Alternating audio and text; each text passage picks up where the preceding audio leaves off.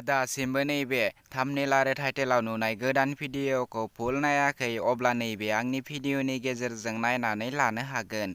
Hello लोगोफोर, नोंथांमोननि गेजेराव आरोबाव मोनसे गोदान भिडिअनि गोदान आपडेट लानानै फैलायबाय। बे गोदान भिडिअनि फुल आपडेटखौ मिथिनो थाखाय नैबे भिडिअखौ जोबजासिम नायलां।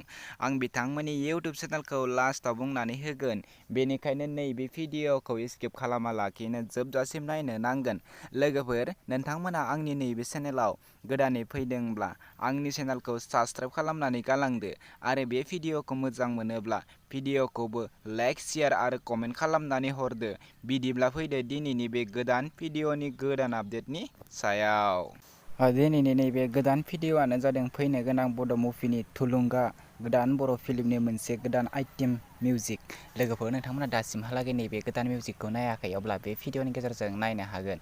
बिथांमोना नैबे भिडिअखौ दासिमबो फुल आपल'ड खालामथ'वाखै। जेब्ला बिथांमोना बे भिडिअखौ फुल आपल'ड खालामगोन अब्ला आंनि चेनेलाव आरोबाव खनसे आपडेट खालामनो नाजागोन।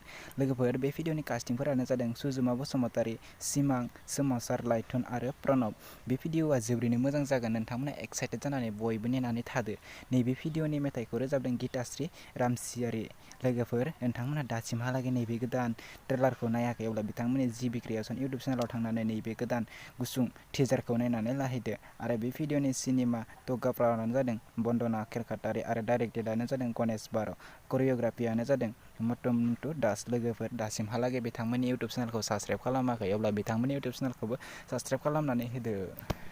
बिदिब्ला लोगोफोर, दिनैनि नैबे गोदान भिडिअनि गुसुं आपडेटआ बेखिनियानोसै। आंनि चेनेलखौ साबस्क्राइब खालामनानै गालांदो। आं बेफोरबायदिनो गोदान भिडिअनि आपडेट लानानै फैबाय थायो।